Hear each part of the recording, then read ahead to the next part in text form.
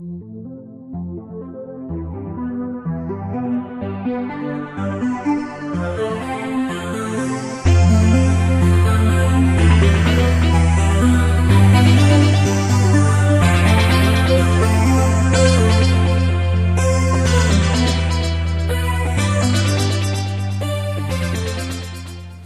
40 years of doing Upchurch research, it's a real pleasure for me to be presenting to you a little story about our common ancestor, Michael Upchurch I.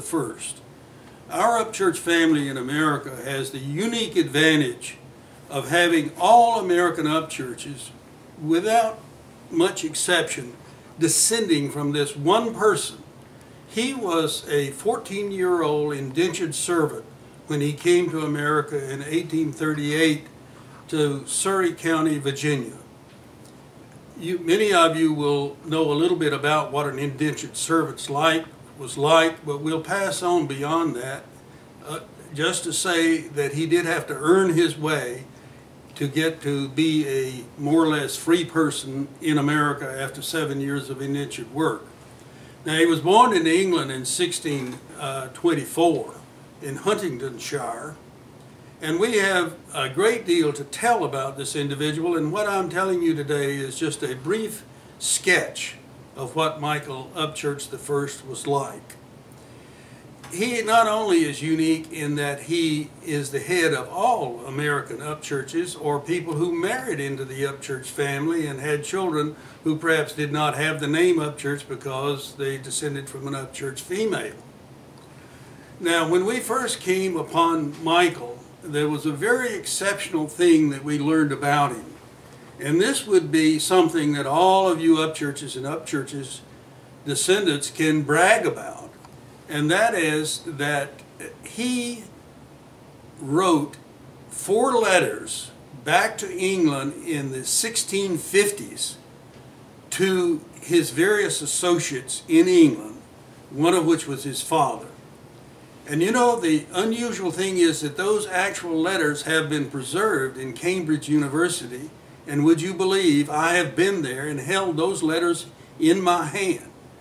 I can show you a picture today of what those letters look like, and it's sort of unusual that they would allow us to actually touch and hold those letters.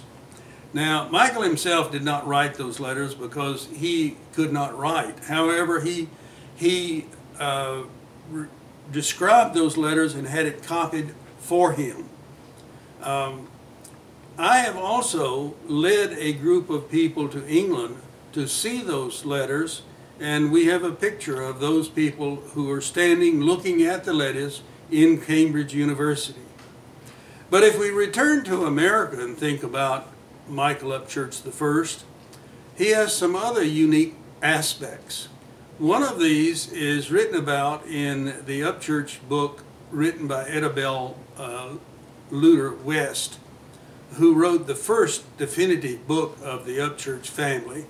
And I'll just turn to one of the passages and read you a word or two of what she says about a unique feature of our ancestor, Michael Upchurch I. It says here on page 17 of her book that Michael Upchurch became more or less involved in one of the early little-known tax rebellions, which took place even before Bacon's Rebellion, which is one of the very earliest. This occurred at Lawns Creek Parish Church, which is in Surry County, Virginia, where he lived, on the 12th of December, 1673. Several of the parishioners met in Devil's Old Field and agreed not to tell who first suggested the meeting at the church. They agreed that their taxes were unreasonably laid and that they would not pay them. So you see, our ancestor Michael Upchurch got into the history books quite early. There are some other aspects about Michael Upchurch that require a little explanation. In the first instance, when people began to look at Michael Upchurch and to think about him coming from England, they tried to visualize, well, where would he come from?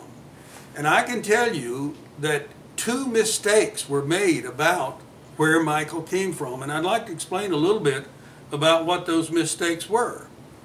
I participated in the mistake myself.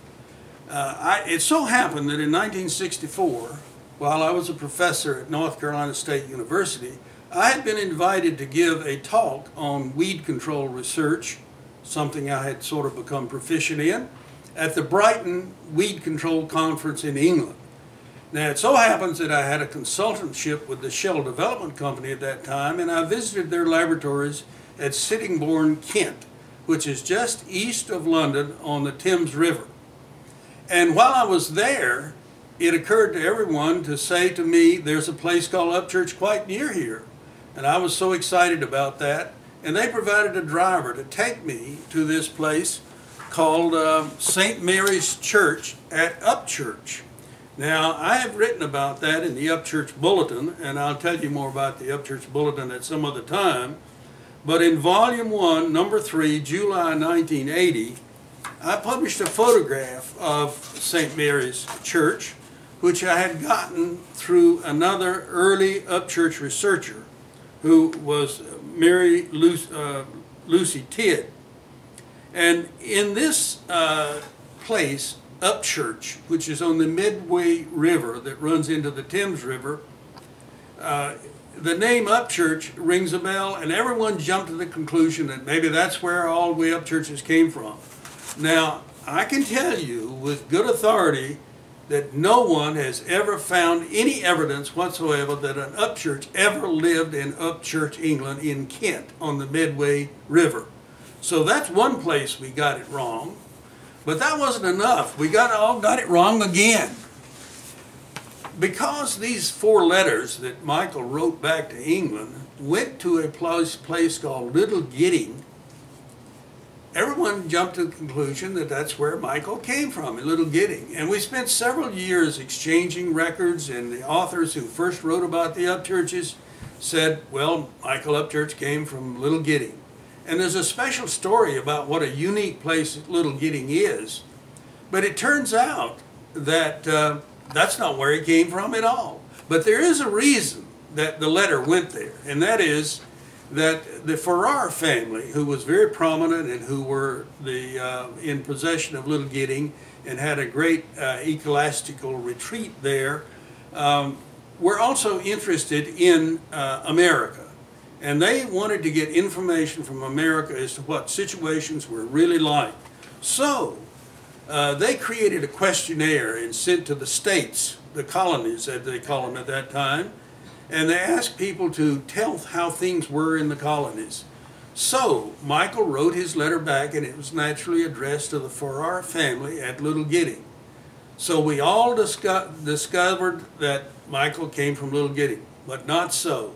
So in another session, I will have to tell you about how we discovered where he really came from, and now we think we have the story solid. This is a unique individual in Upchurch life, and it's a pleasure for me to tell you a little about this.